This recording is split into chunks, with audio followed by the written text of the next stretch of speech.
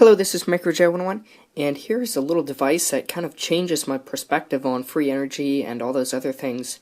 I've never really been a believer in free energy or zero-point energy or any of that Tesla stuff, just because it just doesn't make sense to me and it seems to defy the laws of physics.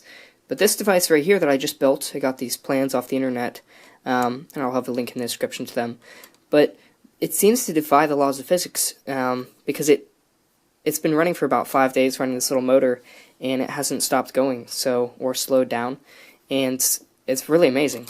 So basically, it's a couple coils of wire here. So you have the input coil, or the sensing coil that is connected to the base of the transistor, and then we have another larger coil of wire, and a neodymium magnet from a hard drive. And then over here, I added this diode. This was my own addition to the project, or to the device, and then we also have a little capacitor here. I'll go over the values of those in a minute, but I'll just demonstrate that it works here. So hook it up to this little motor here, and you can see that it works. I'll get that on there, and it works great. So you can see that it spins too when you hold the shaft. So it's a pretty cool little device though. So now I'll show you how it works. Well, first I'll show you the voltage. So here's the voltmeter. Hook that up there, and you can see the voltage. So, and it really doesn't have much of a voltage drop either when you disconnect the motor. A little bit of voltage increase when you disconnect the motor, but not much. So the way this thing works is basically if you have to start it though with a 9-volt battery or something like that. You have to start it oscillating. The magnet's sticking to everything. So basically you have to start it with a 9-volt battery, and I think the way it works, well, which way does it go? You have to connect it up right, or else the diode will block the charge. So you have to connect up to a 9-volt battery for a second when you first put it together, or else there won't be any power ringing around in it. So the way it works is the power from the 9-volt battery goes into the coil here and creates a magnetic field, and because the magnet is here, the magnetic field is they combine, the fluxes from the magnetic fields combine and produce an even bigger magnetic field.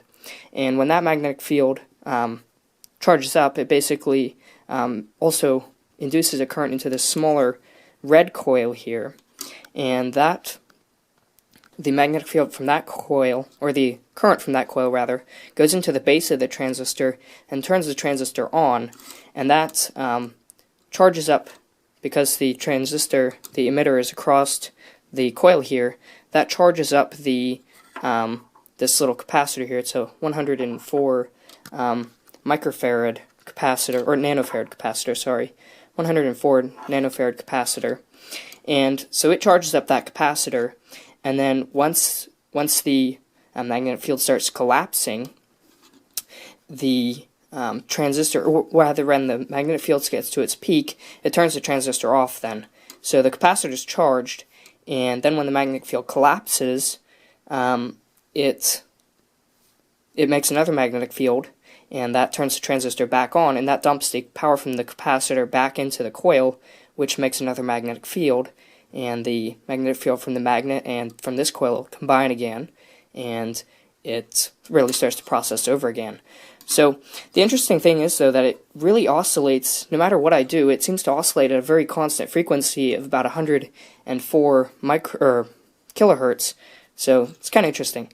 The diode here basically just makes it rectified, and also keeps it from drawing too much power, because if you short it out without the diode, or if you connect the motor up and you hold the motor, stop the motor from spinning, it drains all of the all the power from the coil and stops it from oscillating. So I added this diode here so that it only pulls the power from the upside of or only the positive voltage from the spikes, so it doesn't kill the circuit. So, and here's the transistor, so 2N3767. So, but it works really good. It's kind of cool. So here I'll just demonstrate it again. Hook it up to this motor.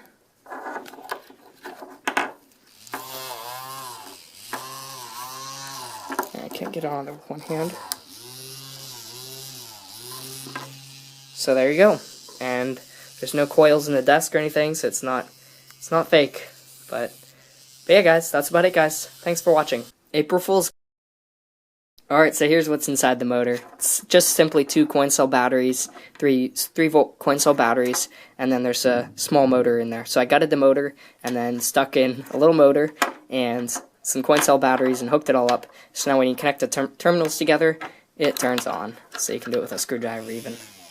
So simple, but yeah.